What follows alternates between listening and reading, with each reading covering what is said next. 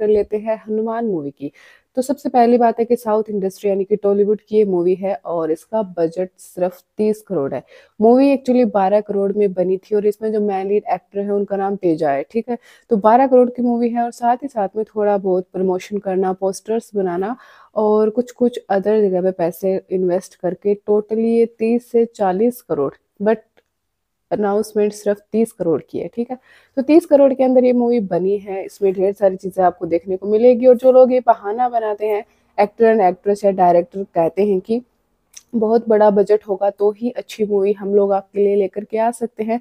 कम budget के अंदर अच्छी मूवीज़ नहीं बनती है, तो ये मूवी सीधे-सीधे बॉलीवुड वालों के मुँह पे एक सीधा तमाचा है कि कम पैसों में भी बहुत शानदार मूवी बन सकती है। तो बात कर लेते हैं मूवी के बारे में, तो मूवी है वो कोई भी जाकर के देख सकता है, इसमें कोई भी ऐसे रोक-टोक नहीं है और इसे 2 हाफ्स में डिवाइड कर लेते हैं। तो जो फर्स्ट हाफ है, उसके अंदर जैसे कि हर एक सुपर हीरो की मूवी के अंदर होता है कि फर्स्ट स्टार्टिंग के अंदर आपको जो हीरो एंड विलन्स होते हैं या जो भी अदर एक्टर एक्ट्रेस होते हैं उनका इंट्रोडक्शन दिया जाता है, उनके सुपर पावर्स के बारे में बताया जाता है, चीज़ें क्लियर की जाती हैं। वैसे ही हनुमान मूवी के अंदर जो फर्स्ट हाफ है उसके स्टार्टिंग में आपको विलन की एंट्री करवाई जाती है, ठीक है। विलन के बारे में बताया जाता है कि इसके पास में क्या पावर्स हैं या फिर जो-जो चीज़ें हैं वो सारी क्लियर कर दी जाती हैं और लास्ट के अंदर फर्स्ट हाफ के जब लास्ट में जाते हैं तो फिर हमें जो मेन हीरो हैं, जो कि तेजा हैं और उन्हें उनका कनेक्शन कहीं न कहीं हनुमान जी से बताया गया है कि उनकी पावर है, वो कहीं न कहीं हनुमान जी से उनको मिलती हैं।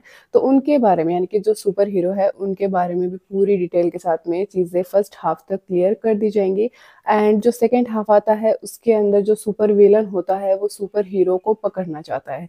इसके कुछ प्लस पॉइंट हैं जो कि मैं आपको बता देती हूँ इस मूवी के बारे में। सबसे पहला कोई भी इसको देख सकता है, किसी भी प्रकार की आपको वल्गैरिटी नहीं मिलेगी, ठीक है? और वल्गैरिटी होती तो ये मूवी रिलीज़ ही नहीं होती बिकॉज़ आजकल जो सनातन धर्म है वो बहुत एक्टिव है तो ऐसी गलती बॉलीवुड या टॉलीवुड बिल्कुल भी नहीं कर रहा है, ठीक है? तो फर्स्ट में सेकंड ये कि इसकी जो चीज़ें हैं वो अच्छे तरीके से पिकअप करी गई हैं, कुछ भी आपको गलत तरीके से इसमें चीज़ें नहीं मिलेंगी। अगर इसमें हनुमान चालीसा चल रही है तो वो सही तरीके से चल रही है। जितने भी सॉन्ग्स इसमें यूज़ किए गए हैं तो उन्हें सुनने के बाद गूज़बम्प्स आने कंपल्सरी से हैं, ठीक है? आप वहाँ बैठे रहोगे तो आपका मन करेगा कि आप उठ कर के जय सिया राम के नारे ज़रूर लगा दें।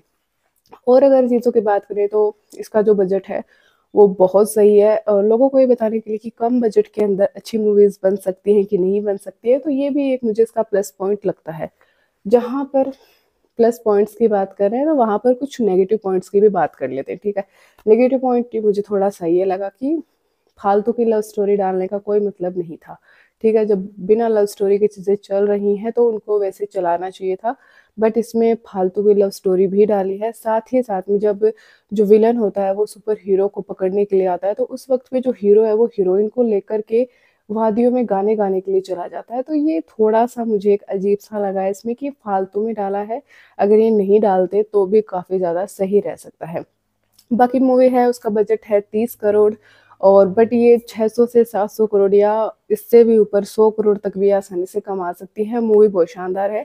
मैंने एक्चुअली देख ली है, आप भी अगर टाइम मिले तो ज़रूर देखिए और अगर आपने नहीं ये मूवी देखी, मिस कर दिया, तो ये मान लीजिए आपने बहुत कुछ मिस कर दिया बिकॉज़ इसकी जो सिनेमेटोग्राफ़ी है वो बहुत शानदार है।